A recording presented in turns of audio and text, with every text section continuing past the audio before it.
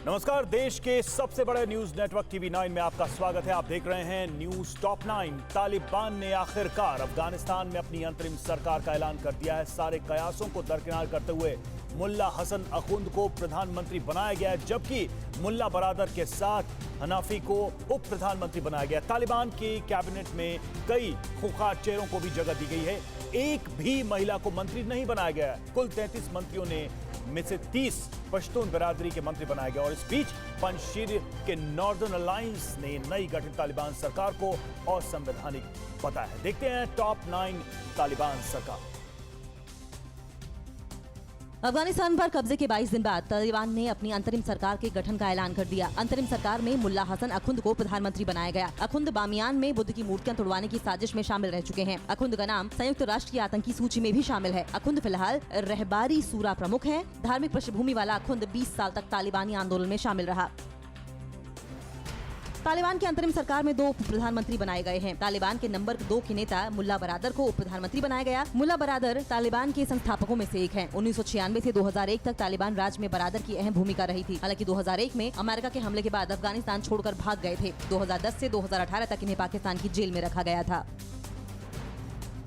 तालिबान सरकार में दूसरे deputy PM Abdul Salam Hanafi को बनाया गया है। हनाफी कतर में तालिबान के पॉलिटिकल ऑफिस के डिप्टी चीफ भी हैं। दोहा में तालिबान और अमेरिका के बीच हुए समझौते में भी ये शामिल थे। हनाफी तालिबान के पढ़े लिखे नेता में गिने जाते हैं। इनकी पढ़ाई लिखाई कराची में भी हुई है। ये लंबे समय तक काबुल यूनिवर्सिटी में पढ़ा चुके हैं। हाल ही में इन्होंने काबुल में चीनी राजदूत से भी मुलाकात की थी। तालिबान की अंतरिम सरकार में सिराजुद्दीन हक्कानी को गृहमंत्री बनाया गया। सिराजुद्दीन हक्कानी खतरनाक आतंकी है। अमेरिका इस पर 37 करोड़ का इनाम घोषित कर चुका है। सिराजुद्दीन और उसके पिता ने 2008 में काबुल के भारतीय दूतावास पर भी हमला कराया था। इसमें 58 लोग मारे गए थे। अफगानिस्तान में आत्मघाती हमले की शुरुआत इसी ने की थी। कई सालों तक ये पाकिस्तान के वजीरिस्तान में रहा। अफगानिस्तान में तालिबान की स्थापना करने वाले खतरनाक आतंकी मुल्ला उमर के बेटे मोहम्मद याकूब मुजाहिद को रक्षा मंत्री बनाया गया। याकूब तालिबान के सैन्य अभियानों का चीफ है। 31 साल के मोहम्मद याकूब तालिबान की सरकार में सबसे कम उम्र के मंत्री हैं। मुल्ला याकूब ने व्यक्तिगत रूप से हाल के अभियानों का नेतृत्व किया, जिसमें उसने सबसे पहले ग्रामीण क्षेत्रों पर कब्जा करना शुरू किया था। तालिबान की अंतरिम सरकार में विदेश मंत्री मौलवी आमिर खान मुत्तकी को बनाया गया है। मुत्तकी तालिबान के सीनियर नेताओं में गिने जाते हैं। दोहा समझौते में भी इनकी अहम भूमिका रही है। तालिबान की पहली सरकार में भी मुत्तकी सूचना और संस्कृति मंत्री रह चुके हैं। इन्होंने ही इस बार दूसरे राजनीतिक संगठनों और नेताओं से मिलकर सरकार बनाने को लेकर आम सहमति बनाने की मुहिम शुरू की थी। तालिबान की अंतरिम सरकार में उप विदेश मंत्री बनाए गए मोहम्मद अब्बास सनकजई से ही कुछ दिन पहले कतर की राजधानी दोहा में भारतीय राजदूत दीपक मुत्तल ने मुलाकात की थी। अब्बास का भारत से पुराना रिश्ता है। वो देहरादून की मिलिट्री एकेडमी में ट्रेनिंग ले चुके हैं। कुछ वक्त अफगान सेना में रहने के बाद उन्होंने तालिबान का दामन थाम लिया। तालिबान की अंतरिम सरकार में शरणार्थी मामलों के मंत्री बनाए गए खलीलुर रहमान हक्कानी नेटवर्क का बड़ा आतंकी माना जाता है। अफगानिस्तान में हक्कानी नेटवर्क का तालिबान और अलकायदा से पुराना गठजोड़ रहा है। हक्कानी पर कई आतंकी वारदातों को अंजाम देने का आरोप है। अमेरिका के काबुल से रवानगी से कुछ दिन पहले ही हक्कानी अफगानिस्तान में दिखा था। संयुक्त राष्ट्र की आतंकियों की लिस्ट में भी इसका नाम है।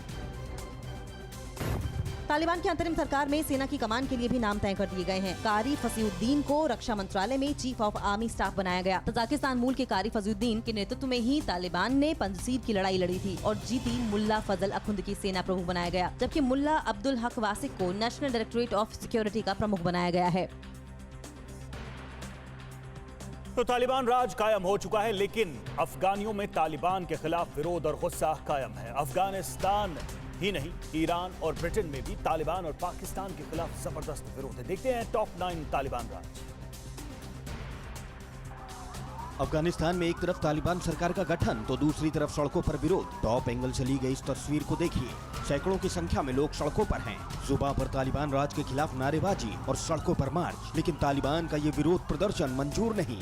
रास्ता रोक दिया गया। बंदूक का डर दिखाकर प्रदर्शन को रोकने की कोशिश की गई। खुद को बदलने का दावा करने वाला तालिबान कितना बदला है आप खुद देख लीजिए। 20 साल पहले जिस तालिबान का कहर था, 20 साल बाद भी उसमें बदलाव होता तो शायद तस्वीर दूसरी होती। लेकिन आज प्रदर्शन में हिस्सा लेने वाली महिलाएं भी तालिबानियों के हंटर का शिकार हो रही हैं। आज पूरे अफगानिस्तान में महिलाएं सड़कों पर हैं, लेकिन तालिबानियों का हंटर और उनकी गोली उनके सामने है। अफगानिस्तान में तालिबान और पाकिस्तान के खिलाफ आवाजें बुलंद हैं, तो तालिबान की बौखलाहट साफ है। प्रदर्शन करने वालों पर गोलीबारी की जा रही है, तो एक एक घर का सर्च ऑपरेशन चल रहा है। जो लोग प्रदर्शन में हिस्सा ले रहे हैं, एक एक की गिरफ्तारियां की जा रही हैं। काबुल में प्रदर्शन में हिस्सा लेने वाले अब तक 750 से भी ज्यादा लोगों को गिरफ्तार किया गया है। तालिबान राज में प्रदर्शन करने वालों को मिलती है मौत। ये उसकी जीती जागती तस्वीर है, जब एक युवा प्रदर्शनकारी को तालिबानियों ने गोली से भून डाला, लेकिन विरोध बरकरार है। शव के साथ उनके परिवार वालों ने तालिबान और पाकिस्तान के विरोध में नारे लगाए हैं। उधर प्रदर्शनों को कवर करने वाले पत्रकारों पर भी गाज गिर रही है। कई पत्रकारों और कैमरामैन को तालिबान ने गिरफ्तार कर लिया है।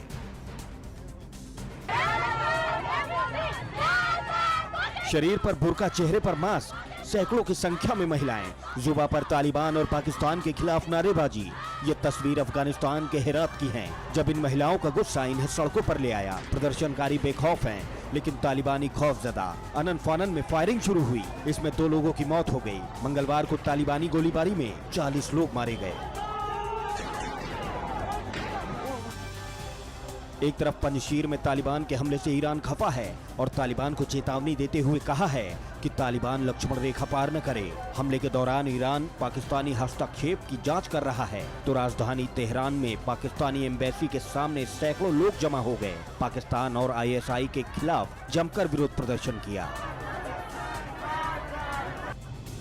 तालिबानी राज के खिलाफ अफगानिस्तान की सड़कें प्रदर्शनकारियों से पटी पड़ी हैं, तो कई देशों में भी तालिबान और पाकिस्तान के विरोध में लोग सड़कों पर हैं। ये तस्वीरें ब्रिटेन की हैं। चेहरे पर गुस्से की तमतमाहट, हाथों में पोस्टर, बैनर और जुबां पर तालिबान और पाकिस्तान के खिलाफ नारेबाजी। कई जगहों पर प्रदर्शन में बच्चे भी शामिल हुए। पंजशीर की सड़कों पर तालिबान की फौज सैकड़ों की तादाद में कल दिखाई दी। यहाँ के हाईवे पर तालिबान की गाड़ियों पर तालिबानी झंडे लहरा रहे हैं। पंजशीर के गवर्नर हाउस के बाहर भी बड़ी संख्या में तालिबानियों का हुजूम है। इस तरह के वायरल वीडियो के जरिए तालिबान पंजशीर पर कब्जे के लगातार दावे कर रहा है, जबकि नॉर्दर्न अलायंस अब भी जंग जारी रहने की बात कर रहा है।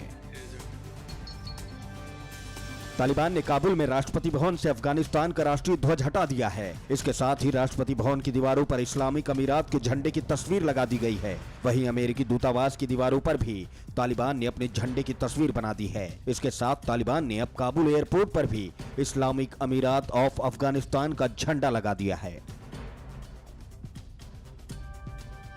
और अफगानिस्तान के ताजा हालात को लेकर आज रूस के सुरक्षा सलाहकार, भारतीय सुरक्षा सलाहकार अजीत डोभाल से मुलाकात करेंगे। संयुक्त राष्ट्र संघ ने अफगानिस्तान के लोगों की मदद के लिए दुनिया भर से मदद की गुहार लगाई है। इस बीच अमेरिका ने कहा है कि अफगानिस्तान में फंसे अमेरिकी ग्रीन कार्ड होल्डर्स का रेस्क्यू कराने के लिए तालिबान से बातचीत जरूरी है। देखते हैं top 9 Ballad of Afghan. Afghanistan के ताजा हालात को लेकर रूस के सुरक्षा सलाहकार भारत के सुरक्षा सलाहकार अजीत डोभाल से आज दिल्ली में मुलाकात करेंगे। दोनों की इस मुलाकात में अफगानिस्तान में हुए बदलाव और तालिबान को लेकर चर्चा भी होने की उम्मीद है। इससे पहले दिल्ली में रूसी राजदूत ने कहा था कि अफगानिस्तान पर रूस का रुख भारत से मिलता जुलता ही है। संयुक्त राष्ट्र संघ के मानवाधिकार मामलों को देखने वाला विंग OCHA ने कहा है कि अफगानिस्तान में तालिबान राज आने के बाद मूलभूत सुविधाएं और खाद्यान्न मदद के काम भी ठप पड़ते जा रहे हैं। OCHA के प्रवक्ता ने कहा कि अफगानों को खाद्य और स्वास्थ्य सेवा को लेकर मदद की जरूरत है। 13 सितंबर को अंतर्राष्ट्रीय सहायता सम्मेलन में अफगानिस्तान के लिए और दानकर्ताओं से इस दिशा में मदद मांगी जाएगी। तालिबानी राज में अफगानिस्तान का मसला आज पूरी दुनिया के लिए सबसे अहम है। ब्रिक्स देशों के सम्मेलन में इस बार अफगानिस्तान के ताजा हालात पर चर्चा होने की पूरी उम्मीद है। गुरुवार यानी कल प्रधानमंत्री मोदी की अध्यक्षता में ब्रिक्स का सम्मेलन होना है, जिसमें ब्राजील, रूस, चीन और दक्षिण अफ्रीका के राष्ट्रपति वीडियो कॉन्फ्रेंसिंग के जरिए हिस्सा लेंगे। तालिबान राज में सरकार के गठन के साथ ही अफगानिस्तान के पड़ोसी देशों के साथ तालमेल बैठाने की जद्दोजहद शुरू हो गई है। अफगान मुद्दे पर आज होने वाली बैठक में चीन, ईरान, ताजिकिस्तान, तुर्कमेनिस्तान और उज्बेकिस्तान हिस्सा लेगा। ये बैठक पाकिस्तान के विदेश मंत्री शाह महमूद कुरैशी की अध्यक्षता में हो रही है।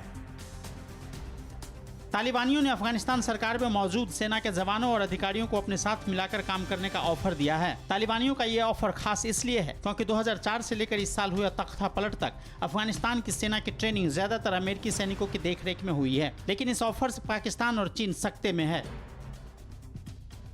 अमेरिका के विदेश मंत्री एंटनी ब्लिंकन ने कहा है कि अफगानिस्तान में फंसे अपने नागरिकों और अमेरिका के ग्रीन कार्ड होल्डर्स को सुरक्षित लाने के लिए हम वचनबद्ध हैं। हम अपने लोगों के संपर्क में हैं। इनके रेस्क्यू को लेकर हम तालिबान से बातचीत के पक्ष में हैं। कतर में ब्लिंकन ने कहा, मुल्क छोड़ने वाले अफगान नागरिकों को तालिबान ने मदद का फिर से वादा किया है। अफगानिस्तान में भारी आर्थिक संकट के बीच तालिबान ने एक और बहुत बड़ा दावा कर लोगों को बरगलाने की कोशिश किया है। तालिबान ने कहा है कि डॉलर के मुकाबले अफगानी करेंसी मजबूत हो रही है। एक अमेरिकी डॉलर 83 रुपए का हो गया है। तालिबान ने कहा कि आर्थिक संकट दूर करने की कोशिशें की जा रही हैं। तालिबान के फरमानों का असर स्कूल कॉलेजों में पड़ने लगा है। कल काबुल विश्वविद्यालय में छात्रों के साथ प्रोफेसर्स की गैर हाजिरी कई गंभीर सवाल छोड़ गई। सिलेबस, क्लासरूम, ड्रेस और नियमों समेत सभी मसलों पर तालिबान का दखल बढ़ रहा है। तालिबान ने पहले ही लड़कियों और लड़कों को अलग अलग पढ़ने पढ़ाने की शर्त रखी है। तालिबान के आने के बाद लोगों के साथ सेना के जवानों में भी खौफ है। तालिबान राज आने से पहले अफगानिस्तान एयरफोर्स के पायलट इद्रिश ने तालिबान को हेलीकॉप्टर लौटा दिया। लड़ाकू हेलीकॉप्टर लौटाने पर तालिबान ने काबुल में पायलट का स्वागत माला पहनाकर किया। दरअसल इद्रिश तालिबान के कब्जे के दौरान किसी मिशन पर कुनार गए थे, जिसके बाद वो वहीं फंसे थे। और अब करनाल में क्यों आर पार पर उतरे किसान? पश्चिम बंगाल में दुर्गा पूजा के चंदे पर क्यों गरमाई सियासत? हिमाचल को लेकर मौसम विभाग का क्या अलर्ट है? देश की अहम खबरों के लिए देखते हैं टॉप 9 राष्ट्र।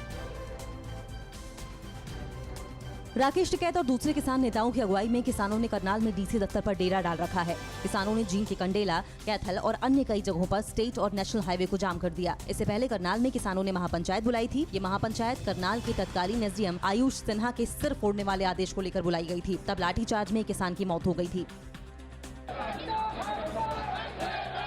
विवाद सुलझाने के लिए किसानों की सरकार और प्रशासन के साथ बात भी हुई, लेकिन समाधान नहीं निकला। किसानों का कहना है कि वे करनाल के तत्कालीन एसडीएम आयुष सिन्हा की बर्खास्तगी की जगह जांच होने तक उन्हें निलंबित करने की मांग पर आ गए थे, लेकिन प्रशासन इस पर भी राजी नहीं हुआ। इसी बात से किसान खफा हो गए और बातचीत टूट गई। मारे गए किसान के परिवार के लिए 25 लाख मुआवजे की मांग भी की जा रही है। मंगलवार देर रात टीवी 9 भारतवर्ष से बातचीत में राकेश टिकैत ने कहा है कि जब तक उनकी मांगे पूरी नहीं होती वो यहीं डटे रहेंगे। खुद टिकैत ने कहा कि उन्हें नहीं लगता कि प्रशासन उनकी बातों को मानेगा, लेकिन तब उनका धरना अनिश्चितकालीन होगा। टिकैत ने कहा है कि जब सब जगह धरना चल रहा है तो फिर एक करनाल की डीसी ऑफिस पर भी सही। पश्चिम बंगाल में दुर्गा पूजा ग्रांट को लेकर बीजेपी ने चुनाव आयोग से शिकायत की है, जबकि जवाब में ममता बनर्जी ने इसे पुराना फैसला करार दिया। भवानीपुर समेत दूसरे विधानसभाओं के उपचुनाव को देखते हुए बीजेपी ने इसे आदर्श आचार संहिता का उल्लंघन माना है। दरअसल पश्चिम बंगाल सरकार ने हर एक दुर्गा पूजा समिति को 50,000 रुपए का अनुदान देने की घोषणा की है।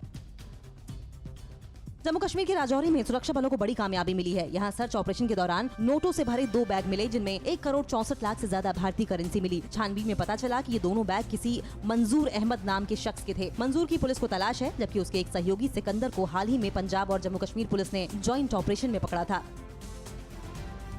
पीयूष गोयल अगले G20 सम्मेलन में भारत के शेरपा बनाए गए हैं। पहले ये जिम्मेदारी सुरेश प्रभु पर थी। अगला G20 सम्मेलन 30 और 31 अक्टूबर को इटली में होगा। शेरपा G20 सदस्य देशों के नेताओं का प्रतिनिधि होता है, जो शिखर सम्मेलन के एजेंडे के बीच समन्वय बनाता है। शेरपा सदस्य देशों के साथ मिलकर आर्थिक, राजनीतिक और वैश्विक चर्चा के एजेंडे पर बात करता है। तिहाड़ में बंद ठग सुकेश चंद्रशेखर की पत्नी और उसके 4 अन्य साथियों ने अपना गुनाह कबूल कर लिया। 200 करोड़ की धोखाधड़ी के मामले में गिरफ्तार सुकेश चंद्रशेखर और उसकी पत्नी एक्ट्रेस लीना पॉल और उसके 4 साथियों को आर्थिक अपराध शाखा रिमांड पर लेने के बाद लगातार आमने सामने बिठाकर पूछताछ कर रही है। इसी पूछताछ के दौरान पुलिस को कई करोड़ की प्रॉपर्टी और गाड़ियों के बारे में जानकारी मिली। ये सभी प्रॉपर्टी उन्होंने जबरन उगाही के पैसों से खरीदी थी। हिमाचल प्रदेश के 10 जिलों में अगले 5 दिनों तक भारी बारिश का अलर्ट जारी किया गया है। इस दौरान भूस्खलन के खतरे की भी बात कही गई है और येलो अलर्ट जारी किया गया। जिन जिलों को अलर्ट किया गया है उनमें ऊना, हमीरपुर, बिलासपुर, चंबा, कांगड़ा, कुल्लू, मंडी, शिमला, सोलन और सिरमौर शामिल हैं। आम जनता और पर्यटकों को नदी नालों से दूर रहने की सलाह दी गई है। टीम इंडिया के क्रिकेटर शिखर धवन का तलाक हो गया है। इसकी जानकारी उनकी पत्नी आयशा मुखर्जी ने इंस्टाग्राम पोस्ट पर दी है। दोनों की शादी 2012 में हुई थी, जबकि 2 साल बाद 2014 में दंपत्ति ने एक बेटे को जन्म दिया था। आयशा ने अपने पोस्ट में लिखा है कि मेरा एक बार तलाक हो चुका था। इस शादी के बंधन में बंधते हुए मुझे काफी कुछ साबित करना था, इसलिए जब मेरी ये दूसरी शादी टूटी तो ये काफी डरावना था। अब भूपेश बघेल के पिता की गिरफ्तारी पर क्यों शुरू हुई राजनीति? ओवैसी के यूपी मिशन में आज क्या कुछ खास होने वाला है? आस्था और परंपरा के नाम पर कहां खेला गया खून बहाने का खेल? राज्यों की खबरों के लिए देखते हैं टॉप 9 प्रदेश, देश प्रदेश। आरएसएस से जुड़े संगठन भारतीय किसान संघ सरकारी नीतियों के विरोध में आज देश भर में प्रदर्शन करेगा। इसके तहत देश के सभी जिला मुख्यालयों पर पहुंचने की तैयारी है। भारतीय किसान संघ की मांग है कि किसानों को कृषि उपज के लाभकारी मूल्य की गारंटी मिले। संघ के महासचिव बद्री नारायण चौधरी ने कहा है कि किसानों के विरोध के बारे में सरकार को अधिक सहानुभूतिपूर्वक सोचना चाहिए। छत्तीसगढ़ के मुख्यमंत्री भूपेश बघेल के पिता नंद कुमार बघेल को पुलिस ने आगरा से गिरफ्तार कर लिया। उन्हें मंगलवार को रायपुर डिस्ट्रिक्ट कोर्ट में पेश किया गया। कोर्ट ने उन्हें 14 दिन की न्यायिक हिरासत में भेज दिया। खबर है कि नंद कुमार बघेल ने जमानत लेने और वकील रखने से मना कर दिया। उन पर ब्राह्मणों को लेकर विवादित बयान देने का आरोप है। नंद कुमार बघेल की गिरफ्तारी को छत्तीसगढ़ के पूर्व मंत्री राजेश मूणत ने राजनीतिक नौटंकी करार दिया। मूणत ने कहा है कि उत्तर प्रदेश में जाकर नंद कुमार बघेल ने एक समाज के लिए बयान दिया। ऐसे में छत्तीसगढ़ सरकार ने आनन फानन में नंद कुमार बघेल की गिरफ्तारी की, जिससे कि यूपी सरकार कहीं उन्हें गिरफ्तार न कर ले। AIMIM चीफ अजदुद्दीन ओवैसी अपने 3 दिन के यूपी दौरे के तहत आज सुल्तानपुर में रहेंगे। इससे पहले मंगलवार को अयोध्या में प्रेस कॉन्फ्रेंस के दौरान ओवैसी ने कहा कि कोई पार्टी नहीं चाहती कि मुसलमान आगे बढ़े, लेकिन इस बार चुनाव में यूपी का मुसलमान जीतेगा। ओवैसी ने एसपी की पिछली सरकार के दौरान अखिलेश पर योगी आदित्यनाथ को बचाने का आरोप लगाया। तमाम छोटी बड़ी पार्टियां यूपी के चुनावी रण में उतर चुकी हैं और ऐसे में कांग्रेस महासचिव प्रियंका गांधी ने भी अपनी कोशिशें तेज कर दी हैं। प्रियंका 10 और 11 सितंबर को लखनऊ के दौरे पर होंगी। इस दौरान वहां पार्टी की स्टेट इलेक्शन कमेटी और सलाहकार समिति के साथ मिलकर चुनावी रणनीति तय करेंगी। छिंदवाड़ा में गोटमार मेले का एक बार फिर आयोजन हुआ। कोरोना काल में ही जमकर पत्थर चले। पांडुन्ना और सावर गांव के लोग एक दूसरे पर पत्थर बरसाते रहे। वर्षों से चली आ रही इस खूनी खेल की परंपरा को रोकने की बात कई बार हो चुकी है, लेकिन कुछ भी नहीं बदला। पत्थरों के इस खेल में इस बार भी 300 से ज्यादा लोग घायल हुए हैं, जिनमें कुछ को अस्पताल में भर्ती कराना पड़ा। रायपुर में धर्मांतरण का मुद्दा गर्मा गया है। बीजेपी आज शहर में प्रदर्शन करेगी। इसी मुद्दे पर मंगलवार को हुई बैठक के बाद बीजेपी के नेता राजधानी की पुरानी बस्ती थाने पहुंचे। इसी थाने की पुरानी बस्ती इलाके में धर्मांतरण को लेकर विवाद हुआ था। विवाद के बाद पूछताछ के लिए थाने में लाए गए पादरी से बजरंग दल के कार्यकर्ताओं ने मारपीट की। दिल्ली के भाटी माइंस के जंगलों में एक छात्र की अधजली लाश मिली है। मृतक छात्र 5 सितंबर से फरीदाबाद से लापता थे। परिजनों का आरोप है कि छात्र की हत्या की गई। दिल्ली पुलिस ने शव का पोस्टमार्टम कराया है। मृतक की पहचान दीपांशु के तौर पर हुई। 5 सितंबर को दीपांशु बाइक लाने गया था, लेकिन उसके बाद घर लौटकर वापस नहीं आया। खरगोन जेल में कैदी की मृत्यु की मजिस्ट्रेट से जांच होगी। मामले में जेल अधीक्षक, उप निरीक्षक और 3 पुलिसकर्मियों को निलंबित किया गया है। प्रदेश के गृह मंत्री डॉक्टर नरोत्तम मिश्रा ने कहा है कि बिशन की मृत्यु की निष्पक्ष जांच की जाएगी। इस बीच कैदी की मौत के बाद गुस्साए ग्रामीणों ने स्थानीय थाने पर पथराव किया है, साथ ही भारी तोड़फोड़ की। इस दौरान 3 पुलिस के जवान घायल हुए। और देश के किस राज्य में कही गई कोरोना की तीसरी लहर आ जाने की बात? क्या ऑक्सीजन की कमी से हुई मौत की जानकारी छुपा रहे हैं राज्य सरकारें? और बच्चों की पढ़ाई लिखाई पर कोरोना का कितना पड़ा असर? कोरोना से जुड़ी खबरों के लिए देखते हैं टॉप 9 कोरोना से जंग। महाराष्ट्र में कोरोना का खतरा बढ़ गया है। राज्य के ऊर्जा मंत्री नितिन राउत ने कहा है कि नागपुर में कोरोना के केस दुगनी रफ्तार से मिल रहे हैं। इसे देखकर कहा जा सकता है कि शहर में कोरोना की तीसरी लहर आ चुकी है। वहीं मुंबई के मेयर किशोरी पेडनेकर ने भी कहा है कि तीसरी लहर आ नहीं रही है, बल्कि आ चुकी है। पेडनेकर ने कहा कि जरूरी होने पर मुख्यमंत्री उद्धव ठाकरे फैसला लेंगे।